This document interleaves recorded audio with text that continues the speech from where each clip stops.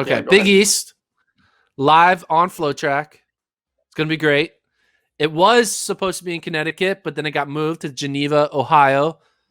Big Hmm. East, we're gonna see some Villanova action, Georgetown, Butler, Providence, Marquette, Xavier. I could go on and on. Creighton.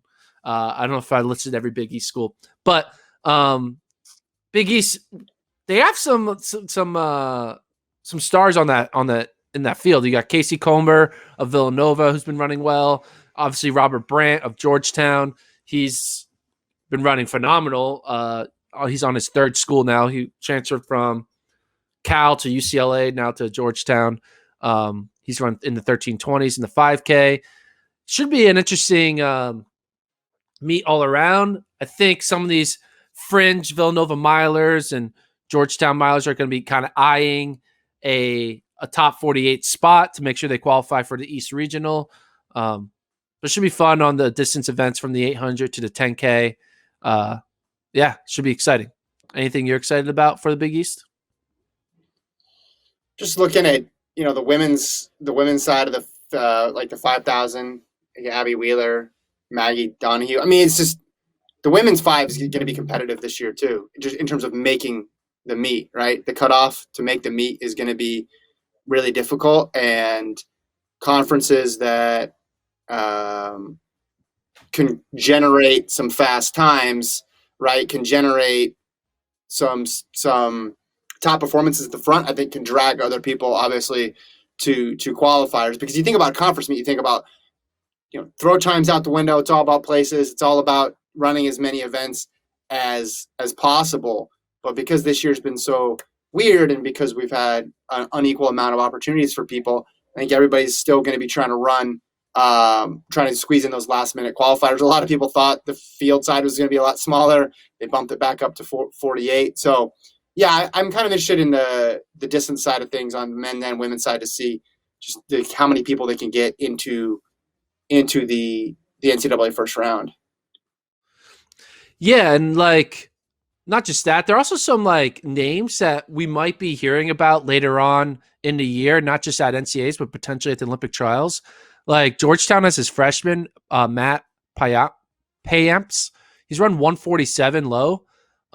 Right now, I have him ranked in my top 15 in the US at the trials. Mm-hmm. He might kind of progress. He's only a freshman. He might progress into the 146s, and all of a sudden, we're going to see him in a semifinal at the trials. I'm like, who's this Georgetown freshman?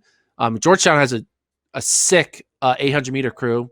They got Payamps 147, Woods 148, Pat Hall 149, and Salisbury 149. So four guys all under 150. It's pretty good. And then the Butler distance guys, right? You got Ewan Makepeace. You have who else is in that? Simon Bedard, Jesse Hamlin. It's gonna be good. I'm really the 5K is gonna be good because you're gonna have basically four legitimate 5K runners in Makepeace, Bedard, Keene, and Robert Brandt kind of going at it. Likely they're not going to run in the 1320s, but maybe Robert Brandt is like, hey, let's work together with the Butler guys and turn this into a time trial to potentially get Brandt a, Olympic trials, Olympic standard type performance. I mean, I don't think the British men of Butler, though, are going to really care about American Brandt's trials needs. So that might not happen now that I think about it. But I could imagine, I don't know.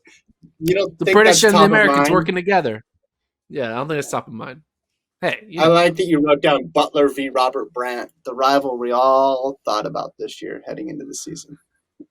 I mean, Butler's legitimately, they got three strong guys. And Brandt's, this is the one time Robert Brandt won't finish eighth, right? Brandt is the notorious eighth place man. He always gets 8th. Mm-hmm. I think even though he's like so much better this year, he's still going to get eighth because the 5K also got so much better.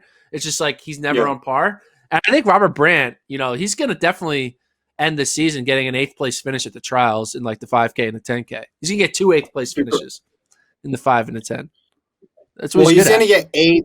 Well, he's going to get 8th at the trials, but somehow qualified for the Olympics. and then get eighth there too. And that's going to be the high Yes, watermark. That's going to be the Brantiest of Brant moments ever. Is somehow he gets eighth but still gets to the trials. I don't know how he's going to do it. He's going to figure out a way, and he's going to be it's gonna happen. in Tokyo. We're all going to be scratching our heads like, didn't the guy get eighth and wasn't it supposed to be top three? And that's just like, no, it's a Robert Brandt thing. You don't understand. It's a Robert Brant thing. Yeah. Oh, women's eight. McKenna Keegan of Villanova. She was seventh indoors, Gordon, and then set a PB at the Raleigh Relays 2:03.56. She's ranked in the top 15 right now in the nation in the women's eight, and obviously has championship experience. She's at 14th right now.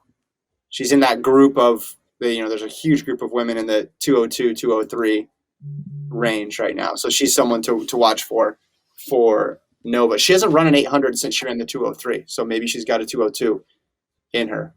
This meet, of course, live on FloTrack on. When should people tune in, Gordon? It's this weekend. I think it's Friday, Saturday. I'm not sure exact dates, but this weekend, show up, come to the site, check it out. Yeah, 14th and 15th. Should be fun.